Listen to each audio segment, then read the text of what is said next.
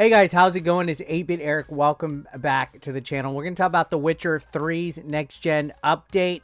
If there was ever a game that was a perfect example of how a next-gen update can add a lot of life to a legendary game, it is Witcher 3. You know, throughout the years we get Skyrim updates, we get GTA 5 updates, and yeah, you know, they're nice and everything like that, but they don't add as much of a robust assortment of quality of life updates as CD Projekt Red did to The Witcher 3. I mean, CD Projekt Red, what are you guys doing?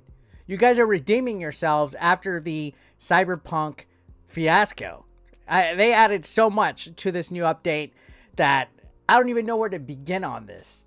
I guess I'll go ahead and talk about the elephant in the room. Everybody wants to know in regards to next-gen updates if there is improved visual updates. Yes, there is a lot of improved visual upgrades and updates in this game. First and foremost, with the lighting effects. That's all the rage with next gen is lighting. How does water look? How do lights look? How does fire look? How does the shadows and everything look? Well, I gotta say, they smoothed out a lot of the blurriness and pixelation that you would see on last gen versions of this game. I previously played on the Xbox One. This game was in the backlog, so I was excited to get a next gen update to play.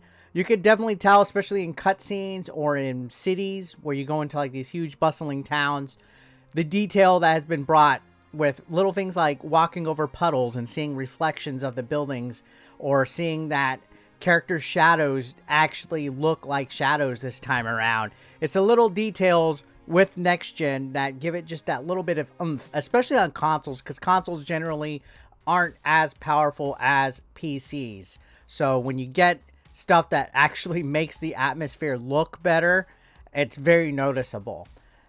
Especially the little attention to detail. You would be surprised how much little attention to details really add to next gen updates.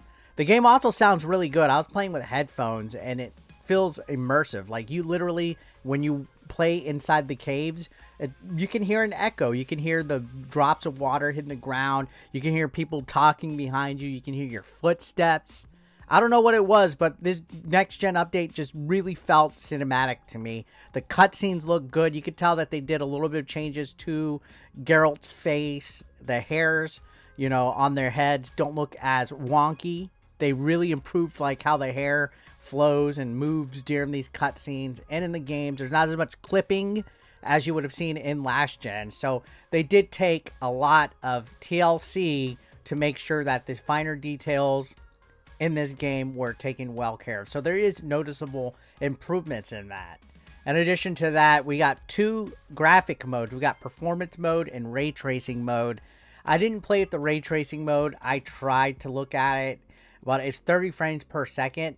Normally, I'm not a guy that's like, oh, it's just 30 frames per second, blah, blah, blah. But if you're not playing in 4K or on a 4K TV, this mode kind of is pointless. It's not going to look as good as it can unless you're playing with a 4K television, so that it can at least look less choppy. But the frame rate does kind of go in and out in order for the ray tracing to work. I don't know what it is. I think ray tracing on console is just something that's a little bit more difficult to, I guess, accomplish because of limitations and stuff. So the console itself has to sacrifice some kind of performance, and ray tracing mode still kind of has a little bit of polishing to do in regards to the next gen consoles. At times, though, it does look breathtaking when the ray tracing is done correctly. Like the lighting effects, the reflection of buildings, like I said, everything that just has some kind of like effect to it looks good when it's done right. Performance mode is where this game really shines, though. That's where it's 60 frames per second. That's where it just flows right. It just looks great. It's smooth. It has a real big game feel to it.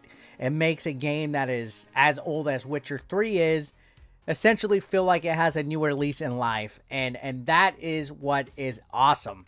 That this game absolutely looks and sounds good just playing it, looking at the sights, looking at, you know, exploring the caves, exploring the fields, the cutscenes. I think performance mode is a huge plus in regards to how this game looks. and I absolutely was floored with it. So this is a game that I've heard throughout the years get such high praise. I mean, it's already looked good, you know, on last gen. However old this game is, like 8 years old, I want to say, maybe even more, maybe 10. This game might be a decade old.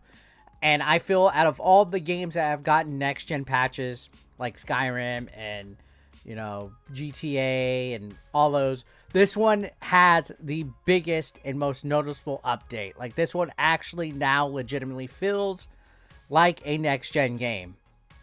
And it's also, the combat mechanics have been changed. There's a new method of using the signs in the game. So Geralt uses signs, like kind of like elements, fire, confusion, things like that, in order to, I guess, kind of magic. The magic spells, the signs, they changed the way that those do. Now you're able to use a shoulder button to quickly rotate to a different sign in the middle of combat, as opposed to going into the menu.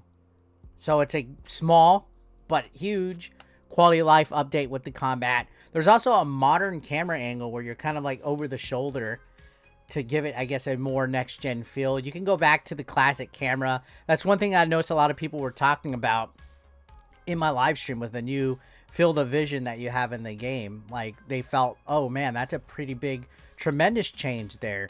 There's also a lot of references to the Netflix series. There's a brand new set of armor in this edition of it that, you know, calls back to the Netflix series that was out there. There's alternative looks for different characters as well.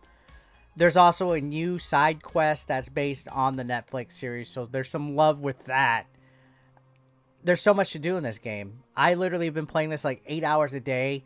I still haven't scratched the surface completely when it comes to playing the game, but I'm tackling this one out of the backlog, and I'm kind of glad that I waited for the next gen update, because it's my first time experiencing this game. And I know you hear that a lot. You're always hearing me say, oh, I never played this game when it first came out.